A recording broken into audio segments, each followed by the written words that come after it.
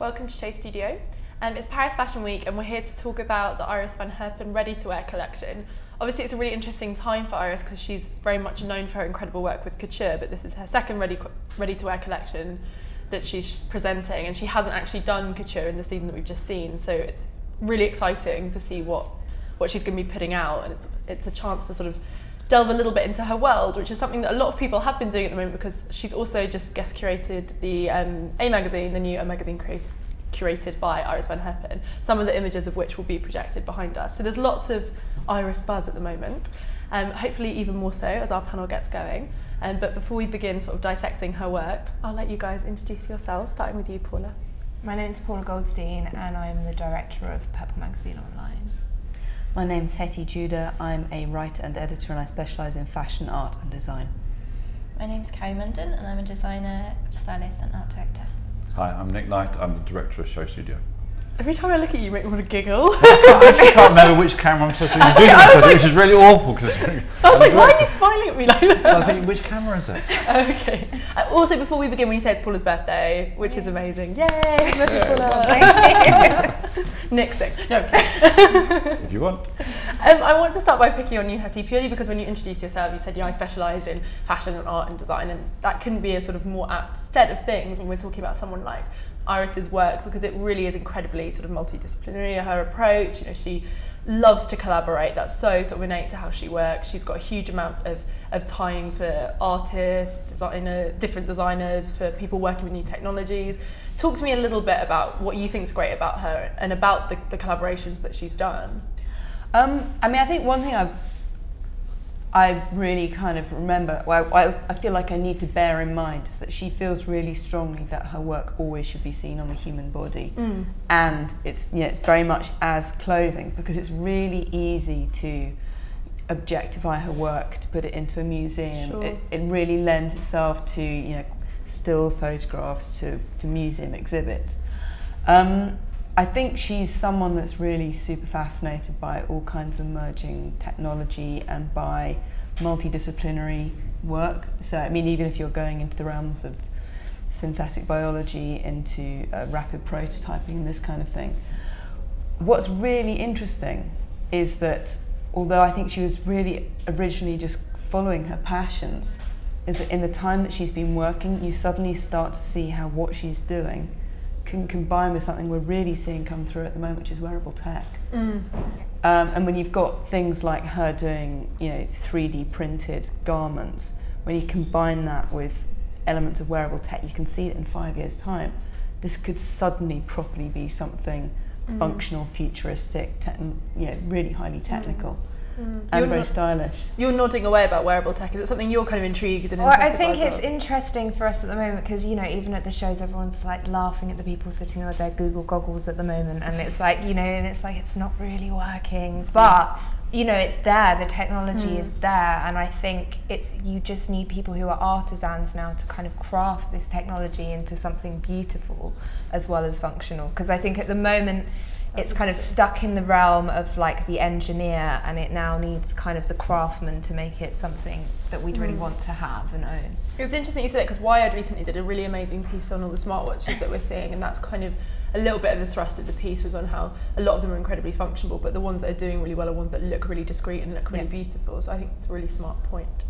Nick, you love Iris. We work a lot with her at Show Studio, and we've done some amazing projects, Splash in particular, which is worth noting. Why do you love her so much? Why are you so excited by her? I love her partly because of who she is, of what sort of person she is. That she goes against the grain of a certain sort of stereotype of woman in fashion, which is based vaguely on Diana Vreeland, which I've always disliked. The sort of, I'm not due respect to Diana Vreeland's work, but I dislike that cruel, powerful or pseudo-powerful woman that has disregard for people's feelings and is all about sort of pushiness. And I think that stereotype of a pseudo-powerful woman, because I don't actually think that sort of woman is powerful. I think Iris stands against all of that. She's quiet, she's introverted, but yet she's very, very strong. And I really like that in her. I really like that character of her. And I think the sort of things that she likes, sort of things that she picks up on in life, I think are really interesting. But I find that really refreshing that there's somebody coming to the forefront who goes against all that very sort of 2D vision of a sort of woman in fashion. It has to be a sort of dominant, cruel, heartless bitch. You know, sort of waltzes through the streets, through the offices of whatever magazine, sacking interns. I think that's an awful representation of fashion.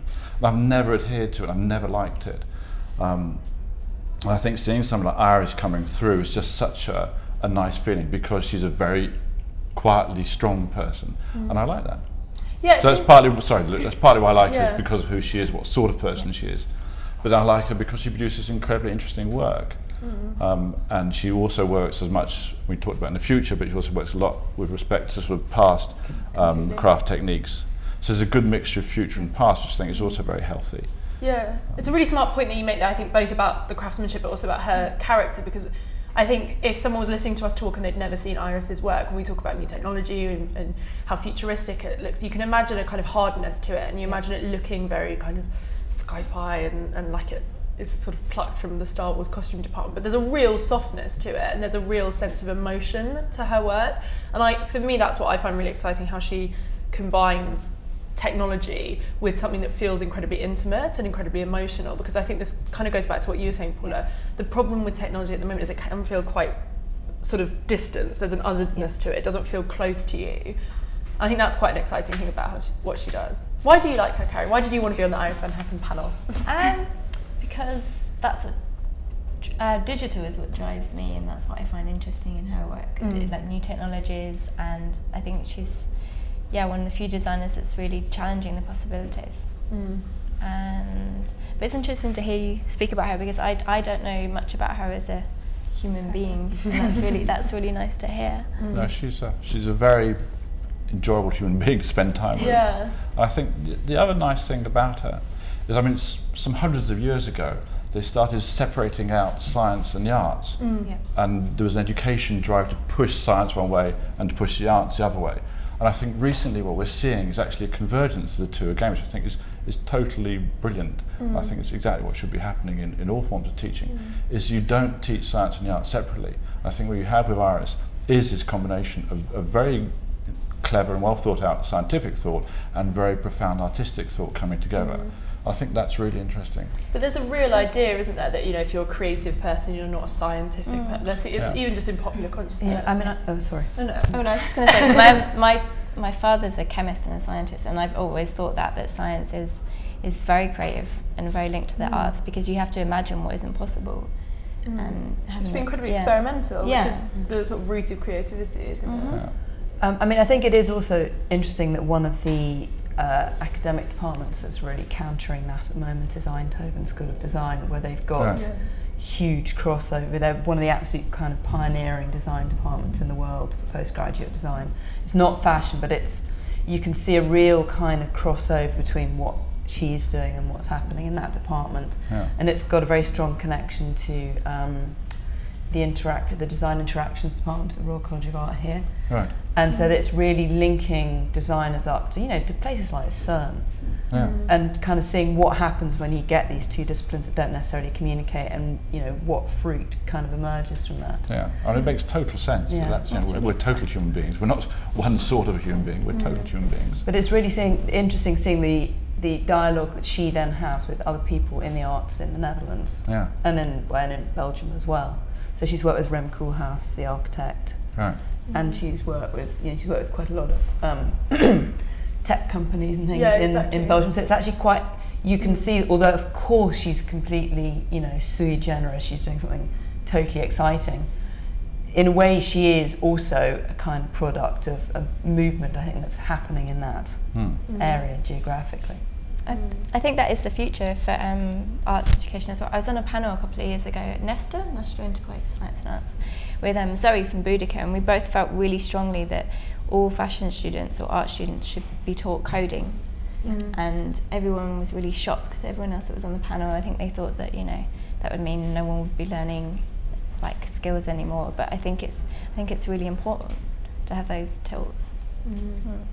But there's this idea in fashion, isn't there, which I think it goes back to what makes Iris so interesting, is that true fashion is created by the human hand. It's not curated by a machine. And it's interesting with Iris, because I interviewed her here at Show Studio, and she talks a lot about that.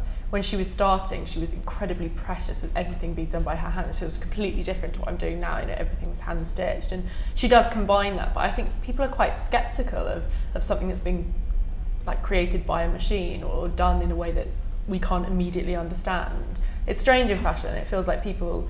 I guess it's the same as when high fashion was slow in adopting the internet. Do we think that fashion is going to be slow in sort of taking on these new technologies? I think it's the idea of craftsmanship, and I do think new technology is a form of craftsmanship, exactly. And it's tying in that whole science is craftsmanship. But I think, yeah, you're right that people are finding it very hard to get their heads around moving in that direction and accepting it and accepting this is a new craft, and they're all slightly scared about it because, you know, and even embracing technology, the fashion industry generally has been quite slow to embrace technology. They've only really embraced technology on the like very, very surface level in terms of marketing. They haven't really, you know, pushed the boundaries beyond kind of a few experimental like 3D printing, and you know, there's no one apart from her who's, you know, showing at this level who is pushing to use technology in that way.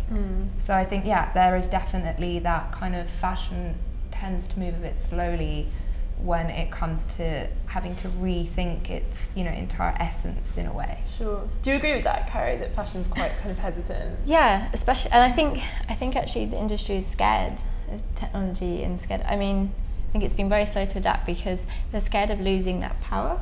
There's a lot of, you know, power and hierarchies and structures in fashion, and I think what we could see is like a new revolution in that, like, you know, production and manufacturing can become like, you know, cloud manufacturing. You can do it at home. Like the consumer can have that power, and I think maybe that's lying at the root of it. That the fashion industry is kind of scared of losing that. Do you agree with that, Nick? You think there's quite a lot of fear about? I think there's always fear of change. I think that's a sort of, regrettably, sort of quite a natural human thing. I think there was a lot of, in the establishment from fashion, there was a lot of fear of the internet because they just didn't know how to handle it.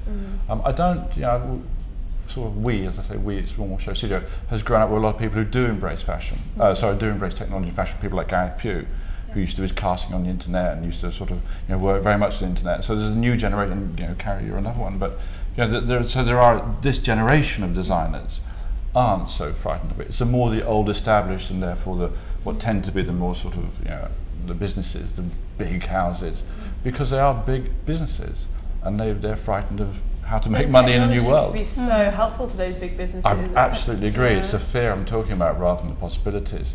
So I think it's when things change and they feel they're not sure how to react to it, then there's a fear there. But I think it's a natural, you know, there is always a fear of change. I think, you know, that's kind of natural in humankind, but I don't think it's justified often.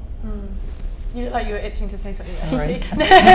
It's good. More conversation, the better. I mean, there are a couple of things I kind of wanted to touch on with that one. Yeah, sure. One thing is, I mean, there obviously are people that are using new technology in interesting ways. Nike being one of them. Yeah, with that really woven good point. shoes. Yeah. That's a 3D woven wasteless design, which is a seamless product, which is very much actually using the same kind of 3D imaging technology that's behind some of, you know, in fact, earlier pieces probably by Iris van Herpen.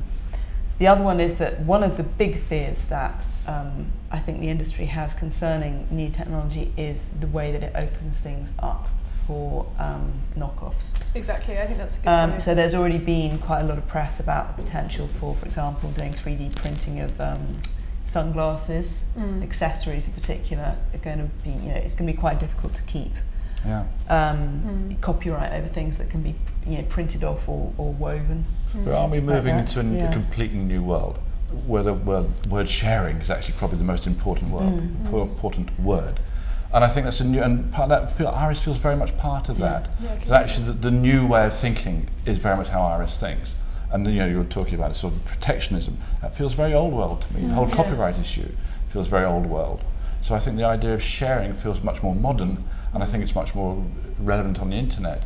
So I think she sort of feels part of that. A lot of what the things she stands for at the beginning, the coming together of the arts and sciences, the embracing of new technology and old technology, the idea of sharing, this sort of quiet, sort of powerful woman, all those things feel modern. and they feel very new and futuristic and very much of that, you know, of this sort of exciting new time. Well, collaboration, I think, feels incredibly modern in fashion. It's so of the moment now, but I think the way Iris does it, as you say, Nick, it's so sort of authentic. You know, she really believes in sharing ideas, and you see that with every collection. You know, she so firmly almost says that it's not just her work, it's the people she's been working with, and that feels very new. There's none of that. It goes back again, Nick, to what you were saying at the start. There's none of that sort of loftiness to her or that ego. It just seems completely. But we all know that's sort of redundant, that attitude. Yeah. It's just that attitude of sort of ego and loftiness is actually just fear written all over them. You know, and Iris is, you know, when you meet her, she's not fearful, and you don't fear her. She's actually very embracing and very warm and very kind of, you know, engaging. Well, that feels so much better than the sort of the idea that she'd be frightening or, you know, some sort of huge diva. You know, all that feels so old world to me. So I think she stands very much for a new sort of way of being, and it feels totally appropriate for what we're seeing on the internet and what the world we live in. I mean, having talked a lot about the collaboration, it should also be said that I think what I find very exciting is that she's got this incredibly identifiable aesthetic as well. She's got a very strong personal aesthetic. Really good point. Because quite often when people talk about the new technology and the adaptability of things, it's all to do with personal choice and you know, choosing your own colours and the cuts of things. And actually, I think it's really interesting to have somebody that's approaching that technology with an extremely strong aesthetic vision.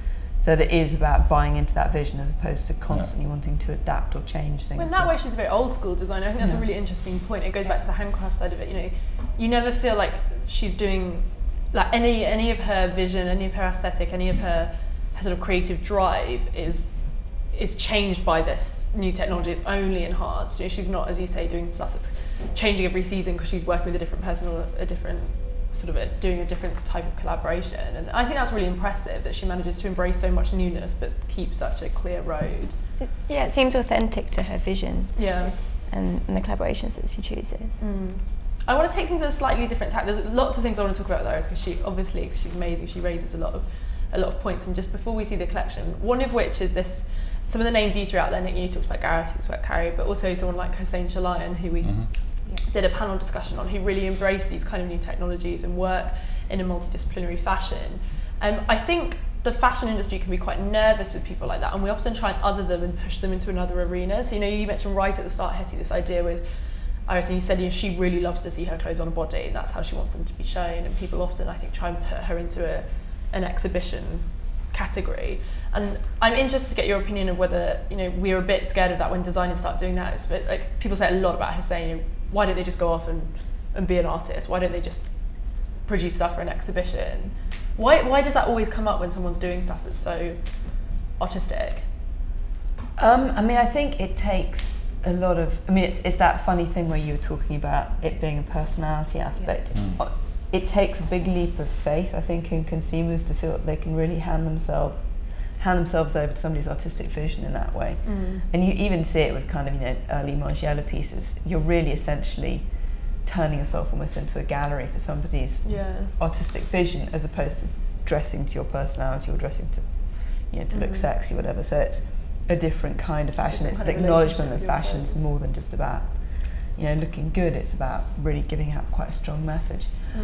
I mean, I think it should be said though that, you know, Hossein Chalayan always did you know, wearable shop collections, and this is something very, very different because she's really just done these kind of couture pieces that were more, you know, I guess more of interest to you two in a way as kind of photographers, stylists. You know, they look amazing in shoots, but they're not necessarily pieces that people are going to wear to anything but, you know, real kind of one-off fashion gala type events. But I guess for me that's where the ready-to-wear collection is going to be really interesting to see, is to see how this vision transfers into, you know, everything has to be slightly reduced for you know, to wear on a daily basis. Do you think that's why she's kind of started doing ready-to-wear? Do you think it is to combat this idea that her clothes are just made for the exhibition? I mean, I remember when I commissioned somebody to, in fact I commissioned a fan divorce to write about her a few years ago for a book I was working on, and I think they'd spoken to her and they said they got the impression that she was never going to do something until she felt ready to do it. And it's this odd thing where it's almost like what she's been doing for the last, I don't know how long is it, 4 years, 5 years, has been almost kind of workshopping up to the point where she's kind of prepared to go into a more commercial sphere. But what's interesting is that rather than tinkering away in a garret, she's been doing it right up in the couture collections in a very public way. It's almost she's done it the reverse way. Yeah. You know, gone from the. Are you intrigued to see her starting doing ready to wear, Nick? Yes, I am. I'll be interested to see what it looks like, obviously, because it's a change for her and a change of attitude. I think is interesting. There's some point I'm trying to make, and I'm not sure I'm articulate enough to make it, but there's some idea which I particularly like, which is the idea that things should be good and not just sell a lot. Yeah. And I think there is a we talk a little bit like what you mentioned about Hussein and the art gallery, as if fashion shouldn't be art, and of course I believe very fundamentally that fashion is art. Yeah. And therefore I'm quite happy there's only one dress made, and I'm quite happy if they don't make billions of them, and I don't mind the fact it doesn't sell. And for me it's the antithesis of the YSL collection we saw last night, which just seemed like it was there to sell, and that was it. And people say, yes, but that's what fashion business is about. And I'm thinking, yeah, it doesn't have to be though. It's interesting, because I think that's a really good point, but someone said on one of these panels, I think it was actually the Shalayan panel, they made the point that, and I think most people would agree with you, but then if you actually do talk to designers, the majority of designers, and I really notice this when I do the interviews here, the one-on-ones with designers, when you say what makes you the most happy or what do you get the most satisfaction from, they say seeing my clothes on a body, seeing someone wearing my clothes. And that's what, I think that's the strange thing that people get confused. Yeah, I'm not arguing against that. I can imagine that being a huge pleasure. Yeah. But it's that sort of idea that actually it's only good if it sells, and that whole idea of capitalism and commerce, which I'm thinking, I don't want to see a magazine bust itself to just sell thousands of copies. Why don't they just sell less and do a better magazine? And so it doesn't sell half as many. But actually, this world should be about creating great things and beautiful things and amazing things, and not just about trying to sell. And I think the idea that business forces all of our artistic desires or coerces them in every field, I just think it's somehow wrong. And so although I'm delighted to see her and interested to see her doing ready to wear, I quite like the fact that she was doing couture before she was doing ready to wear. And I like the fact that there's only going to be one or two dresses, even though of course it'd be lovely to see lots of them, but I don't mind that. I just want to try and break away from the idea that it's only good if it sells a lot of things. That actually if you get through to thousands of people, that's better than just getting through to 10 people. No, just say something intelligent. If you get through to 10 people, that's brilliant already. You don't have to get, and it doesn't make it better if you get through to 10 million people. It's actually just saying something good. And I mean that in all senses of, creating a garment or making a magazine or, whatever it is. I'm not quite sure. No, that makes sense. You must notice that a lot working online, that emphasis on viral. And also it's very strange when I work online, and the online structure of working for a magazine like Purple is still about getting it out there, and pushing it, whereas the magazine itself is not. Olivier is still very much about it's keeping its integrity. He said his first most important moment was he got on a train maybe 2 years after he launched Purple, and he was going to Calais or something, and there was a girl on the train reading Purple, and he was like, oh, it actually exists in the world outside of my office. Without me having to give it something, read this. And I think that's kind of, I hope that that's what she's been doing in the couture, is that it's those 5 or 10 people that start to realise the idea and what you're saying. I do agree that there is a place for doing things small and doing things beautifully and doing things in that way.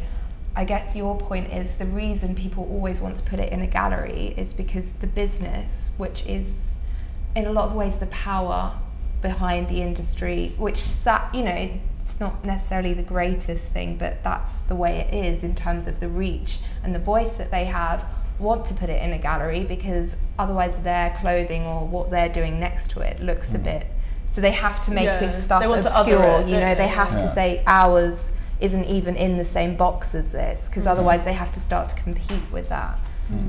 I think that's a really good point. I think people are scared of what Iris does, and other designers want to other it. They want to say, oh, but it doesn't relate to everyday life, when actually doing 3D printing dresses is probably relating more. That's a really interesting point. I mean, it is a position of tremendous privilege to be able to do that, though. I mean, she's doing technical development that's costing, I imagine, the tens of thousands of euros for each garment on some of these things. And I think, I don't know the technical details, but I believe she's kind of funded on an artistic level by in the Netherlands. It's not like she's in a studio having to kind of drum up the money to pay for Do we know actually how she is funded? I don't mean to be personal. She's funded, as Hettie says, I believe she gets a lot of government support in her funding. Good for the Dutch government. Yeah, exactly. It's amazing. Holland are great for that. Yeah, we were saying this Holland before. and Germany are so great for like funding the arts. Why aren't the British government funding that? We have quite a few more kind of aspiring fashion designers than they do. I think it's more because there's less in Holland. They can put more into one. But thank God they did, because we get someone like Iris. Yeah, no, I mean, I think both she and Victor and Rolf get quite significant support. Really? Okay. Yeah. Right. But maybe you're right, maybe in the UK fashion is not seen as art in the same way that I don't think it's seen the in same other areas of Europe. attached to it. I think you're really right. It's seen as an industry, but doesn't have that same level. Doesn't it suffer from that thing that sort of contemporary art used to suffer from about almost 10 years ago, that people would sort of look at a Martin Creed and the light going on and off, so that's just rubbish. And now, of course, you don't hear that in polite society anymore. You don't know, people have accepted that isn't rubbish. But they still do it on fashion. I noticed an interesting thing at the weekend with the Observer coming out during the middle of Paris Fashion Week. The only coverage of fashion was one little picture of Dame Vivienne Westwood, in the sort of, batty old Dame Vivienne Westwood, and that was it. And the only other time they covered fashion in the whole of the Observer newspaper, in the middle of Paris Fashion Week, was to take a whole page going on about fur in fashion, which is understandable, that's a debate, but that was their whole coverage. So the British intellectual press are not supporting fashion in any way. So the Guardian or the Observer, to be taking out one picture which was just of Dame Vivienne, seemed to be really lacking in kind of the intellectual backing for what fashion's trying to do. I agree. When I first started going to Paris, and I was like still studying, but I was working as an assistant buyer, and I was suddenly like, wow, when it's Fashion Week there, the whole of Paris lives it. Like everybody knows it's going on, and it's like you don't get that same respect in the UK. I think there's this idea, it goes back to what Nick was saying about the Saint Laurent collection. There's this idea that fashion, and you said a really good phrase, it's an industry in the UK, it's not kind of an art form. So coverage it's trend pages and it's get the look now, and rather than it being kind of intellectual analysis of what's happening in Paris, I think that just seems really alien. There's this idea that people just wouldn't find that interesting. Why would you see book reviews all the time in papers, you see film reviews, and I know there are incredible journalists where you do see their reviews, but that kind of idea that fashion is serious, I just don't think that exists. Do you think so, Hettie? You're looking sceptical.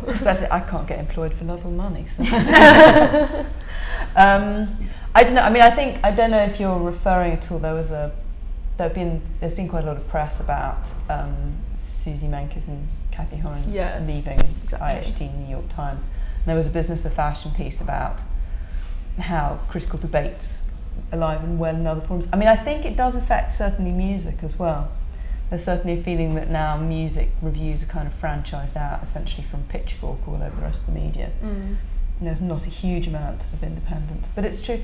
I think on the one hand, obviously it's the problem that this entire extremely expensive industry is funded by advertising. And the advertising is pretty much dominated by the people that are doing in public relations. And so they advise on where these adverts should go and how much editorial space should also come alongside the advert. I do think Nick is absolutely right. I think that fashion's not seen as a particularly intellectual topic in the UK, just as art was not seen as contemporary art wasn't seen as a particularly intellectual topic maybe 20 years ago over here.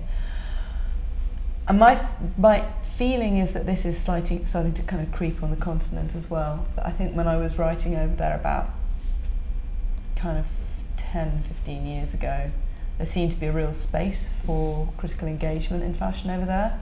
And certainly when I was in Belgium, people were saying that was going. That's kind of gone in the last 4 years. There's maybe 1 or 2 people. Is that the internet? Do you think that fashion's so sort of accessible now that people almost think it's even... I don't know, have you noticed that, Paula? I keep going to you because I'm like working online, but do you think there's an element where the internet's kind of... I think it's hard, in terms of when you're writing online, unless you are the Observer or someone who's very particularly seen as that space for kind of intellectual comment and writing in that way, everyone's sort of pushing you to make it more accessible, more fun and more instant and more, because they're like, everyone's got short attention spans. And there is definitely...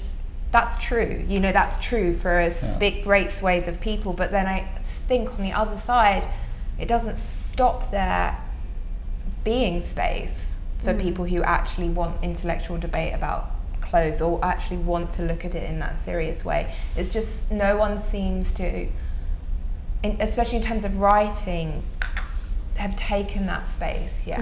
You know, it seems that space is getting squashed more and more and more, and actually it seems like there's actually a gap in the market to say, you know what, let's slow this down, let's you know, assume that there's a percentage of people out there who do have the intelligence to sit down for like 5-10 minutes and read and think and comment on things in the same way as they do with politics or fine art or anything like that. Yeah, well, these panels are an hour long.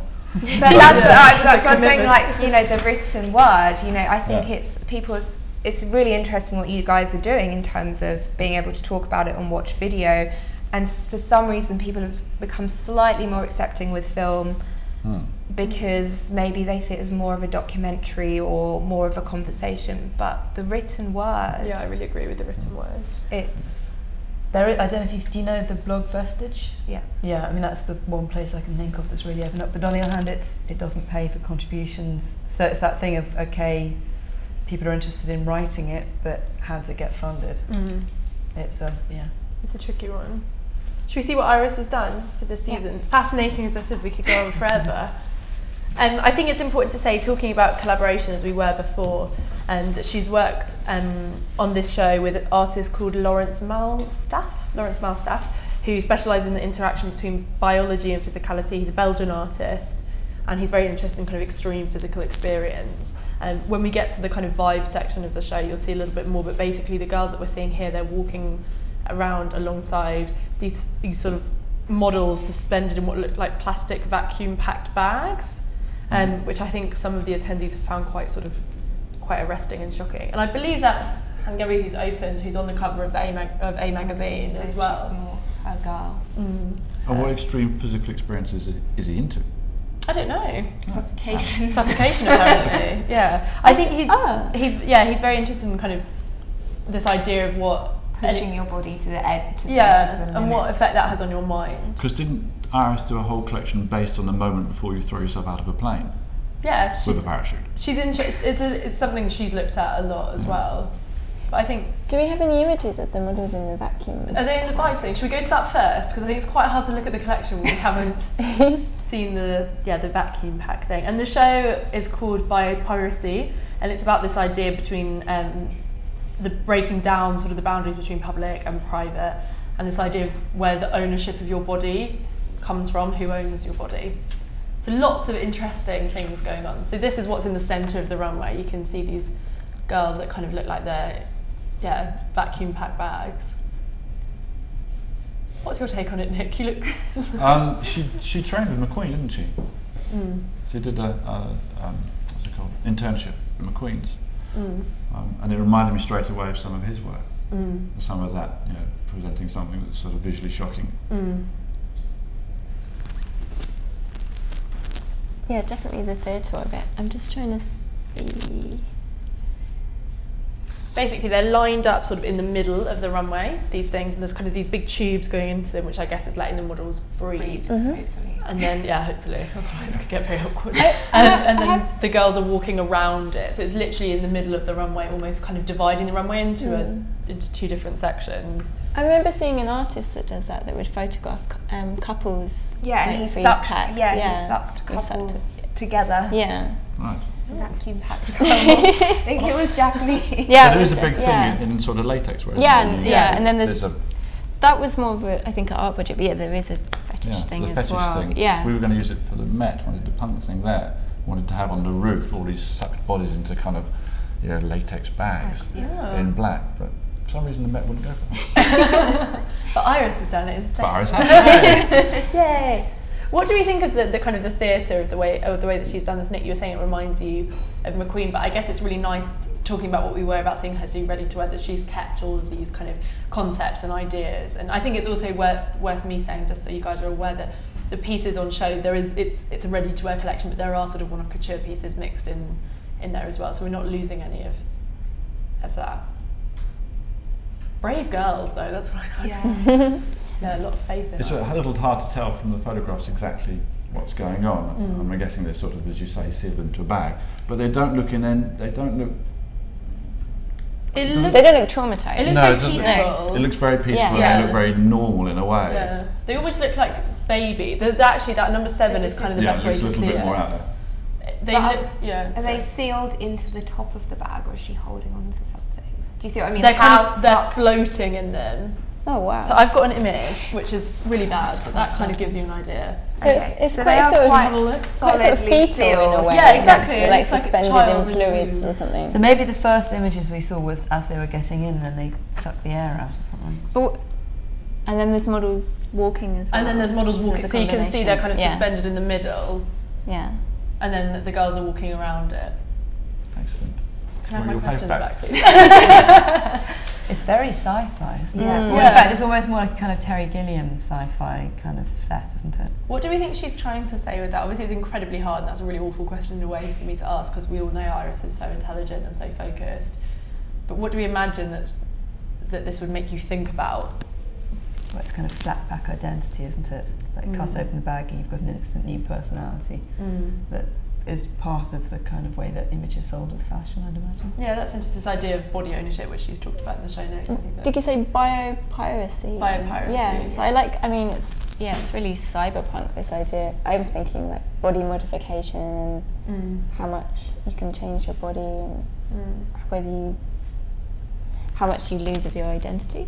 Maybe, I don't know, I'm just thinking really extreme. No, it's intriguing, isn't it? Because you think when she's so embracing of new technologies, some of those technologies that are kind of, the neighbours to the ones she's working with are the technologies that result in people being able to sort of really drastically change their own bodies and do quite bizarre things to their own body, not just their clothes. And I think it's quite interesting to see her kind of. You say it's biopiracy. So either for me that even makes it take two slightly different directions. Either it's about the sale of body parts on the internet, on the deep web, which I'm sure we talked to Iris about when she was here. But there is this whole thing, you can, on the deep web you can buy anything, awfully and tragically and revoltingly, but you can buy anything, you can buy people's organs. And also whether it's something to do with something else we talked about when she was here. This is the idea that actually, if you have this incredible medical skill now to be able to change your body in any way, then we should start changing our bodies in a slightly more interesting way than having our lips pumped up, or our noses reduced, or whatever it is. But actually, if you wanted to have something, so you had fangs implanted, or that your skin pulsated with colour, or that whatever it is, maybe that's what she's talking about there. Because I know she likes the idea of a new shape, a new body, a new proposition for the body. It's interesting because her work feels I find her work very romantic, and to me that kind of, maybe this is just me and my sort of preconceptions, but I find the idea of modifying your body quite horrifying. But then I look at Iris's work and it feels very natural, because she draws a lot on nature. It shouldn't be horrifying. If it's put in the hands of an artist, and this has been something I've thought about for a while, most people who will modify your body for you are doctors. Therefore, they come from a strict scientific background and know nothing about the arts at all, which gets back to our earlier point about teaching both things together. And actually, if you had somebody, we did a project, we started a project like this, where we went to different people. Gareth Pugh was one of them. I can't remember whether McQueen was still around. We went to a whole set of very, very strong visual artists and asked them to come up with a modification, which people could, by surgery, then have done. It's a project we never actually did, for some probably obvious reasons.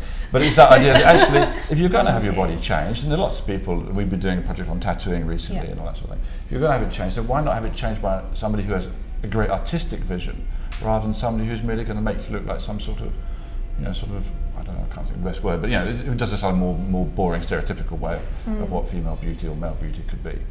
So. And I think maybe that's part of what she's going. Would you give your body to Iris, see what she'd do? I really don't think she'd want it. But I give it to her, no.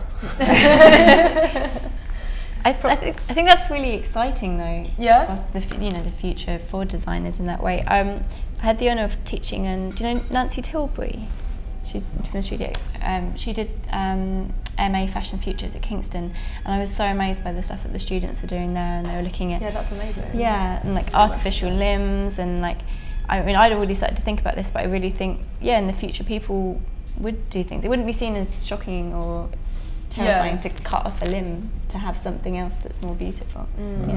Well, they're growing organs by the same way that she's sort of 3D printing dresses. They're 3D printing ears and lungs and all that sort of thing. So it's absolutely possible to do that. And of course, once you can replicate nature, then you can therefore modify nature. And I think that's possibly what she's proposing with this. I think.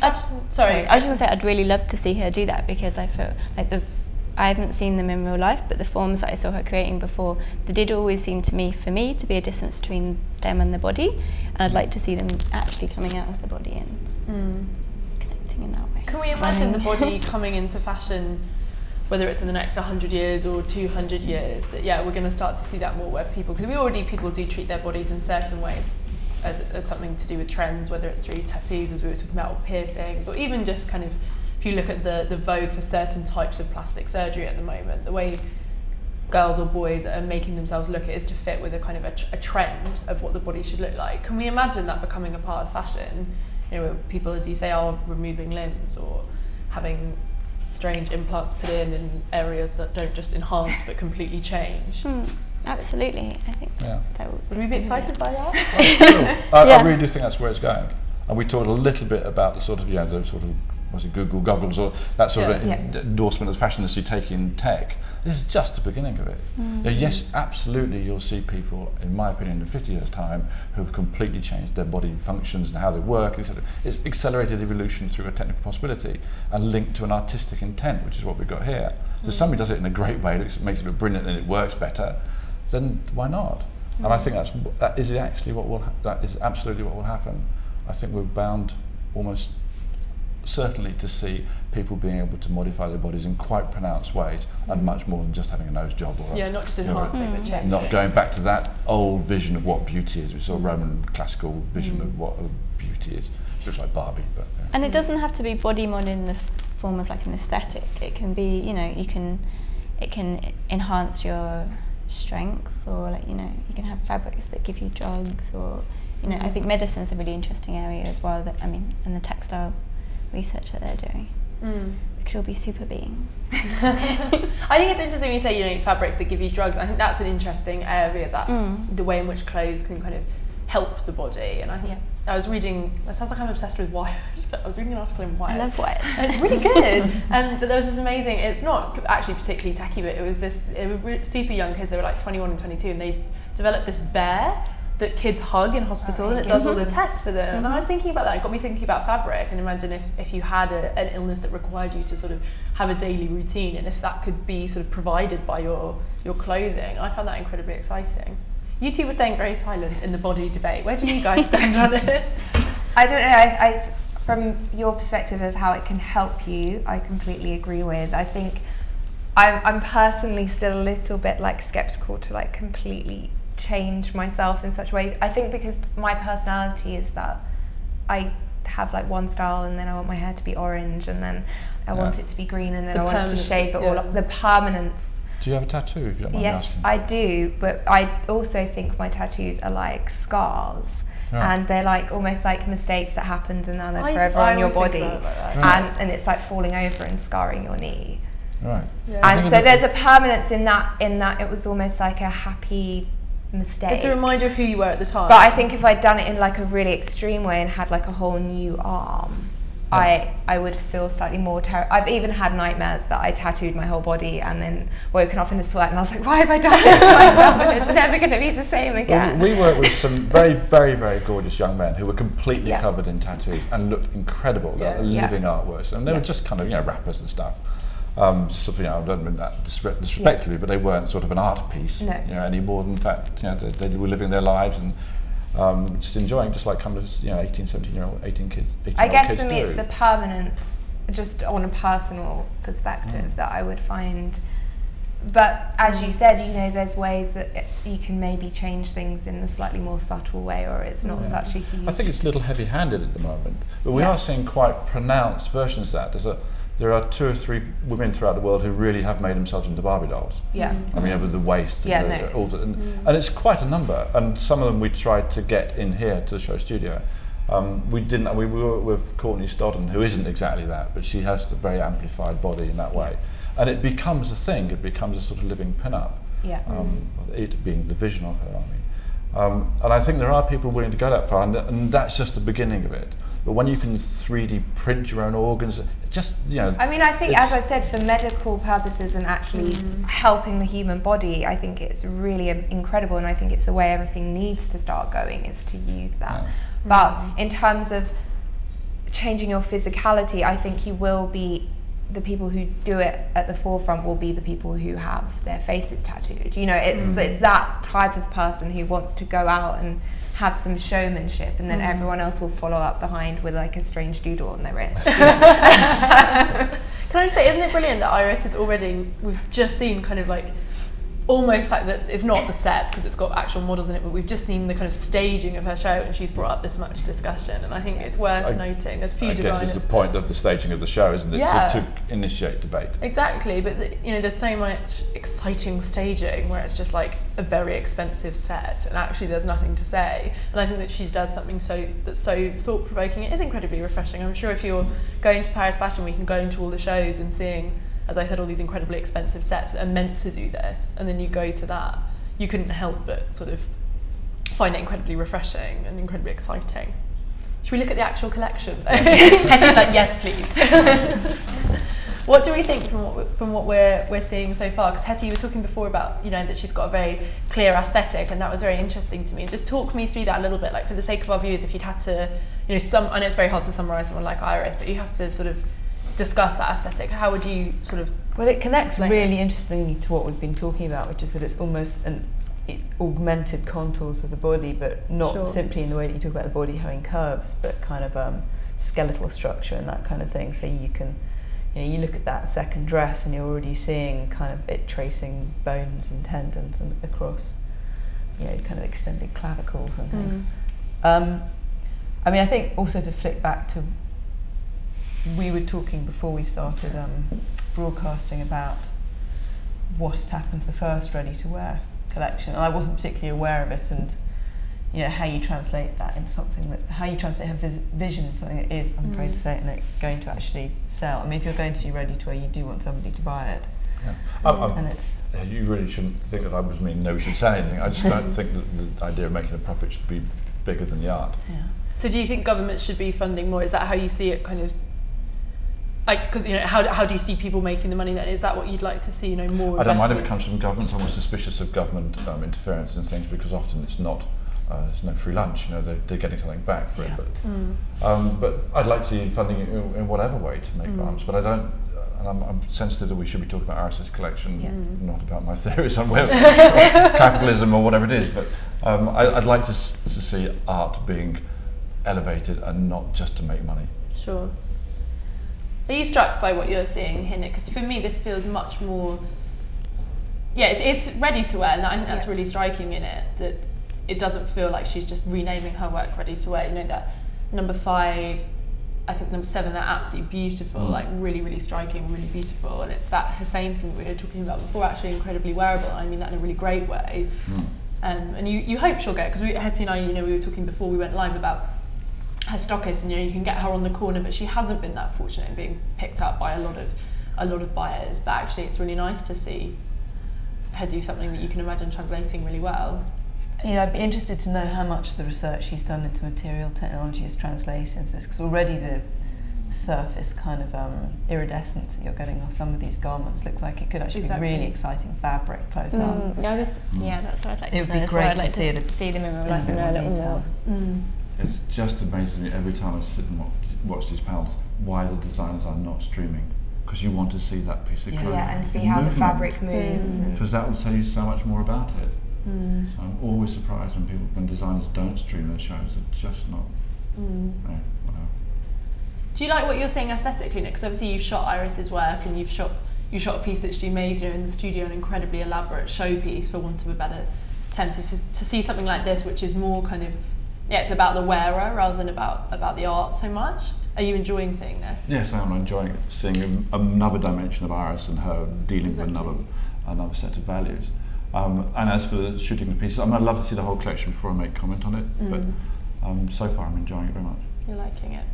Should we zoom through a bit more then, see the whole collection? Yeah, it'd be amazing if we could see details if they do. Yeah, we can see details afterwards, which is lovely.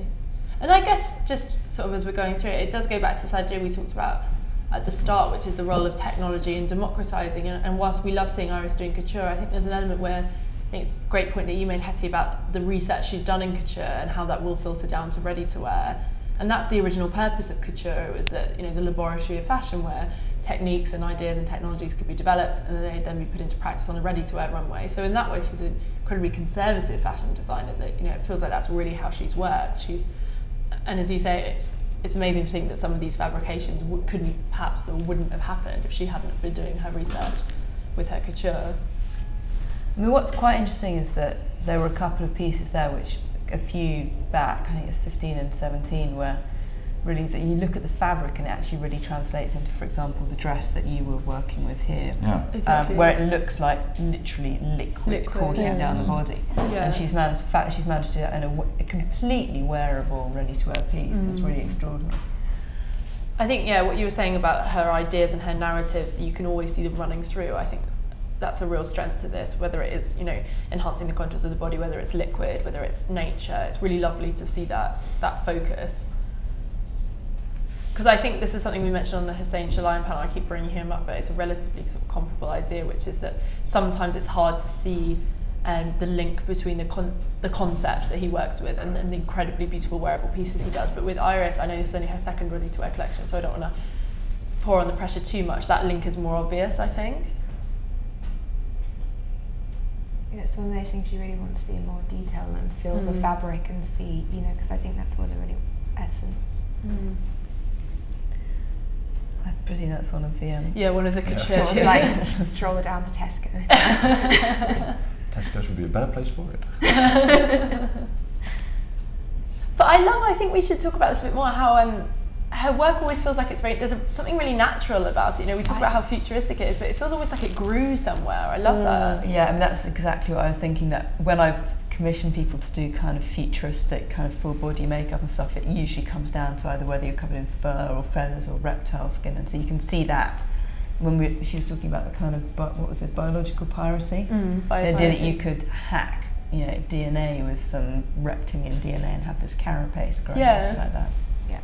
Okay, I think I read in one of her other press releases she was talking about like intelligent life forms and like coals that grow and I imagine there's something, it does look like sometimes her work has grown itself. Exactly. That's really beautiful. I mean, it's really Geiger, and even when you read that press release, I thought of like Prometheus. Are these like shark scales there or something? Yeah, it's beautiful. Yeah, you're right. It all looks like it's, even, you know, it'll be made in a very modern way, it all looks like it's based on something that could have grown naturally, as you say. Like that's more like frog skin than reptile skin, actually, isn't it? Like it's gonna pop open and something's gonna grow out. Did she do the footwear with United Nude? Yeah, she did again with Rem Koolhaas from United Nude. Exactly. Because those are absolutely extraordinary. Yeah. But again, that's a really interesting combination, as we were talking about the old-fashioned craft and contemporary technology, because he does it with Galahad. I think it's Galahad Clark from Clark's. And so it's like proper old-fashioned cordwainer skills, and him using 3D vision technology and stuff, and architectural cantilevering, I guess.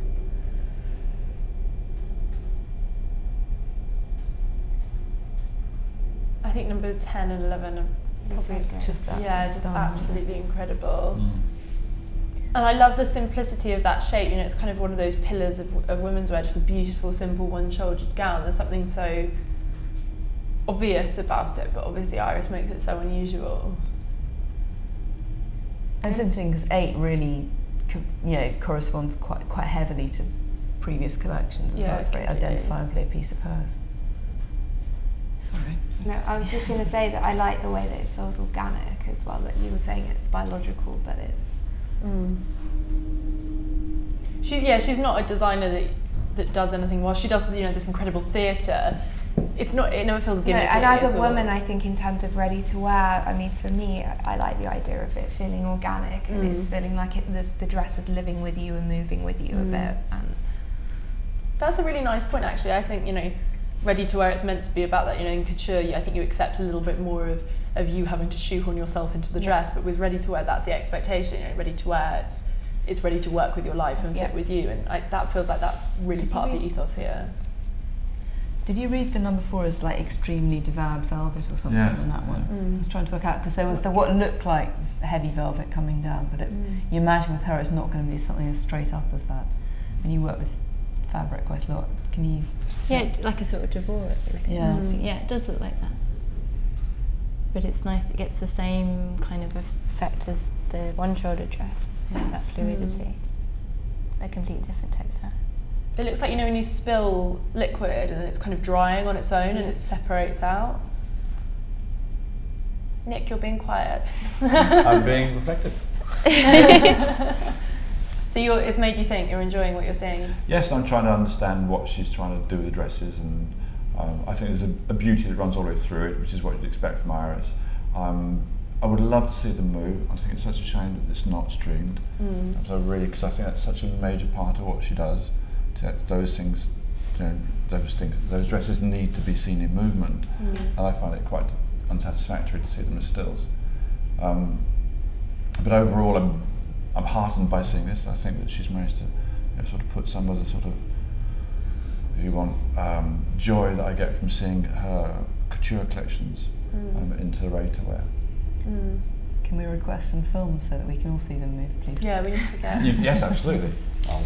And I think what's nice about it is you can imagine that thing of seeing, you know, it's wonderful to like wonder at Iris's work in film or to see it, you know, in a shoot. But I think it would be, you can imagine women wearing this, and I think that would be incredibly amazing to look at an actual woman wearing Iris for whatever occasion, and you can really imagine that with this in a way that, whilst her collections have never looked kind of stuck on, they haven't looked like they were about wearability. Whereas this really feels like, you know, even just number 18, you know, would look so beautiful and so stunning. And there's something really heartwarming about that, especially going back to what you were saying, Nick, about Iris as a person.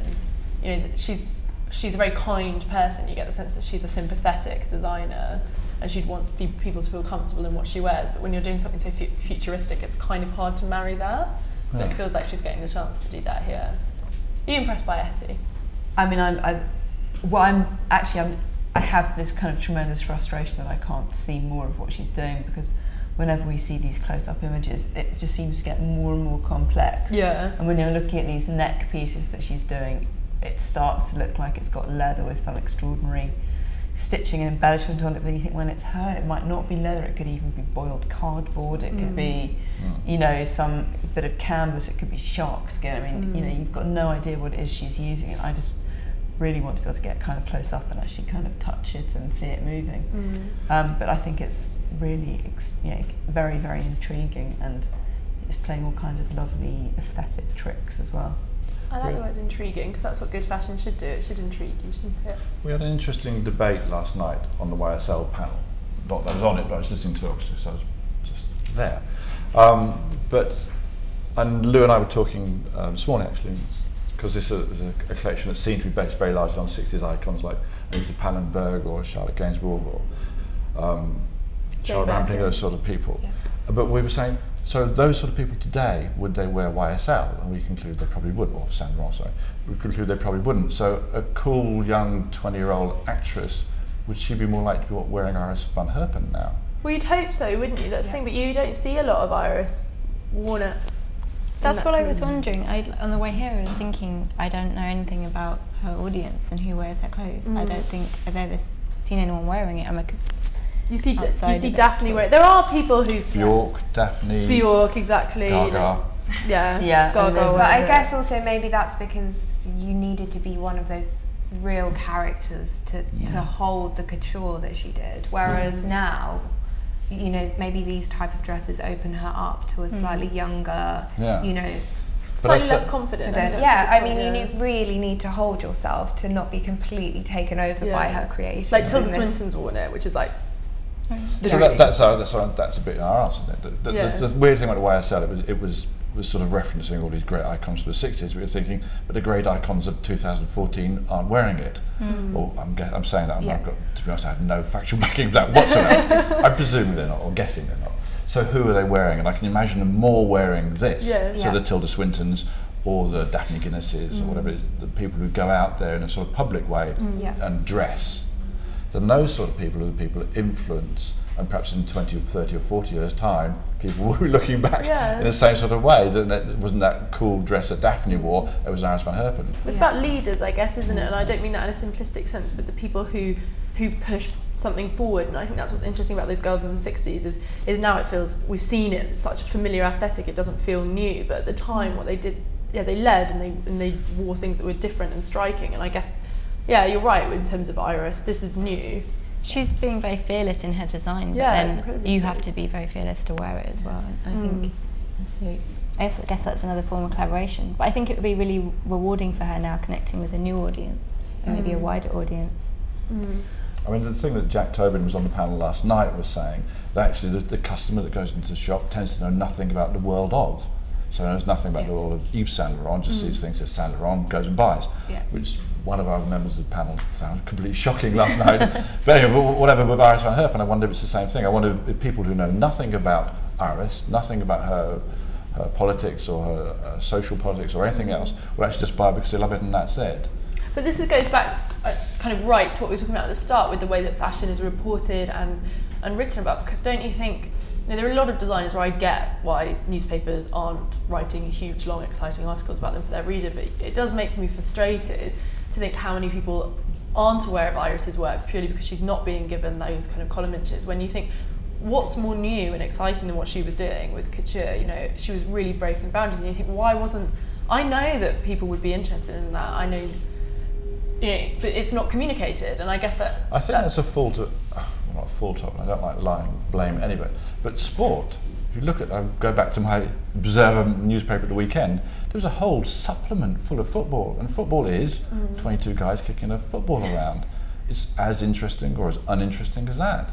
Whereas this has got thought and intellect and proposals, and yet it gets nothing. So I'm not. Is that just because it's got fashion? I think that's because fashion hasn't managed to articulate itself to the public yet. It still hasn't managed to talk the way we talk, and we know about it. So we, I mean, us here. In a sort of interesting, excited way, but that doesn't seem to have translated. Because they'll happily talk endlessly about 22 guys kicking the football around. But is that a confidence with people generally that they, for some reason, fashion seems to be quite closed off? It's the same with cooking in the Sunday supplements, you know? It's like 5,000 recipes and new wines, and is that because people feel like they can sit around on a Sunday afternoon and talk comfortably about the new kind of organic bakery round the corner and how they've bought kale and turned it into something, whereas they're a little bit scared to say, I've seen this new designer, and I don't know why that is, but you know, it just doesn't seem that you have great fashion writers, lots of great fashion writers in every respect. But they haven't managed to get through. It's just sort of almost like they're not being proposed to the public. Fashion writing tends to be put back to the fashion order, to the industry in a way. Not because of the fashion writers, but because of the assumption nobody outside will want to know. Which is kind of strange. You haven't had that crossover moment we've had in so many different disciplines. I mean, you've got that chap who talks about space, physics. What's his name? Brian Cox. Brian Cox? Yeah. Dr. Brian Cox. Whatever. And he's enormously popular and has made physics enormously exciting. But fashion just hasn't had that moment yet, has it? You could say Jamie Oliver for cooking. Exactly. And you're right, and I think it's interesting what you said, that it's almost like fashion writers are expected to write back for the industry, and it's like this internal loop. It's like it should be accessible to everyone and transparent. There are just 2 points I wanted to bring up here. One is that I do see her having an impact, and it's not within the fashion industry, it's within costume design. Right. I think she's had a huge impact on costume design. I mean, just to pull one thing out of the hat, Charlize Theron's costumes in the Snow White and the Huntsman were all extremely Iris van Herpen, and they had. Well, she did the costumes of the Hunger Games, Iris, as well. She's involved in doing Did Hunger Games costumes. Not all of them, but some of them. So it's that funny thing where just as contemporary classical music doesn't have a mainstream outlet, in fact, we're all experiencing contemporary classical music all the time because we're listening to it on soundtracks. So I've definitely seen her having an aesthetic impact like that. I also think that although there's not that much writing going on, we're in an era of huge image sharing, and I'm sure there are Pinterest boards all over the world filled with images of what she's doing. I'd hope so anyway. Something that's worth mentioning with that kind of she is having an impact. I'm really loath to bring this up on the panels, but the wings at the Victoria's Secret show were 3D printed, some of them. And you think, would that have happened without Iris van Herpen? I guess that's not the kind of influence she's probably hoping for. But it gets you thinking, as you say, that maybe people aren't aware that it's Iris van Herpen. I guess it goes back to the Saint Laurent panel, which sounds like it was like, you know, influencing our discussion a lot. But this idea of you're influenced by something without even knowing you're influenced by it. And the Saint Laurent collection has definitely influenced everyone, because it's influenced Zara, Topshop. I was going to say also the like sucked in vacuum packed girls, as much as they're obviously there for an artistic and intellectual reason, they also serve a purpose for her now in the day of social media. And as you said, an image sharing is that people will start sharing this image and people will be like, what is this image? And I think it's interesting that she's doing that, because it starts people asking questions about her. And you know, and that's the kind of tactics that all of the big people are employing. If you look at Chanel this morning with their like supermarket suite, you know, it's everyone's employing that tactic in their own way, and I don't think it's wrong. I think it's actually important for a designer like her to have some kind of talking point that draws people in to want to ask more questions about her. So what do we want next for Iris? And is it more awareness about her work? Is it her reaching a broader audience? Is it just more of the same? What are our hopes and dreams for Iris? I was really happy that you brought up Nike, actually, and I know it's like the evil in a way. Well, I don't know. No, I'm just saying from what you were saying about. I think there's definitely a place where you should be able to create without thinking about capitalism or you know, having to make money. And it's great that she's had the freedom to do that. But equally, I feel as a designer, I did fashion because I wanted to connect with people and connect with as many people as possible. And I think someone like Nike is actually using new technologies in really exciting ways that are very like integral to our lives. So the Flyknit you said, but also Fuelband. And I was imagining, I'm sure, I know that they are watching her and looking at artists like her, like the whole, But you're about to reach an NDA. No, I was just thinking. No, the recent in London for Flyknit, they did a big digital launch. But a lot of even the digital pieces that they made, the digital artists that are working with them, some of them they look like some of her like spinal kind of works. But that was artists that they commissioned to do it. Maybe they're all just having similar inspirations and references and stuff like that. But I mean, that she is someone that a company like Nike would be looking at, and I'd love to see her collaborating with them, not just be an inspiration, and to see what she could do. I mean, so right, but part because of the power of Nike, part of what they will allow her to do and give her funding to do and push and everything else. So I think that would be an incredible. But also, this in the same way that she looks back, I'd love to see her. I mean, she does her own couture, but is there a house that could benefit from Iris van Herpen? I'm sure probably most of them. Yeah. We just want more of Iris then, don't we? We want her doing Nike so we can all get it, and we want her doing couture as well. I mean, I think what we want is the collection to get picked up by more outlets, actually. I think she really needs that. I think she needs people, you know, believing in her and buying it, and it needs to be out there for people to buy. Which you know, it's going to start growing slowly, I'm sure. But and I guess it goes back to what we're saying. You want that thought process of it being not about selling and it being sort of too artistic. You want that to go, because as Nick says, it's important that we don't attach all of something's success and credibility to it being about selling, but she also shouldn't be othered and put in that box of, oh, she's artistic, you know, it's never going to be, each piece as a ready-to-wear collection, it should be looked at as a ready-to-wear piece and not just seen as scary Iris van Herpen who does stuff that's too intelligent for us to understand. I guess, you're right, people need to look at it as something that could genuinely be worn by women. But it's interesting it's been picked up by Gaga and by Daphne and by Bjork, because those are all sort of, you know, in the same way, they're all in different ways, they all put themselves out there and they're all very brave in what they say and do, and it's a kind of, you know, desire to sort of, you know, if you want to propose something very new, and you know, the vision of Gaga, Daphne, Bjork is quite, as you said, you know, picked up all across the internet on Pinterest and Tumblrs, and you know, it's a huge promotion. Perhaps we're missing something here. Perhaps we're looking to the Observer and Vogue and other old media and thinking, well, she's not really reflected in there. Well, actually, as you say, she's actually being picked up very readily, all the way across Pinterest, all the way across Tumblr, and very widely out there on the internet. So maybe she is getting as much attention as perhaps we think she deserves. I would say even on a base level, if you put an image of her couture on like Purple's Facebook, it probably gets 10 times as many That's likes true, actually, yeah. as a normal, Yeah. as a, you know, a kind of When more we put her traditional work gown. up, yeah. It's really the most liked thing that we put up. Yeah. Anything. If you put up a picture of like, all of the splash imagery that we did, it's so people absolutely adore it and they share it and they love it and they find it so. I think they just find it new. It's what fashion should be. They don't quite understand it, but they like it. But they don't know why they like it. It's that kind of. Yeah. That is wonderful Daphne and Iris. Yeah. Scoring both. Did have a naked, Bit of a double beautiful whammy, naked isn't lady in Yeah, it. but even we put up a picture of Iris hair drying the perspex Yeah. when she was Yeah, making yeah. it, and that was like phenomenally sort of exciting. If you put up a picture of, you know, designers steaming their collection, I don't think it would be seen as quite exciting. Anyway, I think we've had a lovely chat about Iris. I think we've talked about so many different topics, which is a credit to her as a designer that she makes you think. But I think it's time to celebrate Paula's birthday, so we should probably call it a day. Happy birthday, Paul. Thank you. Yeah, happy birthday, Paula, and well done, Iris. Thank you so much. Thank you. Thank you.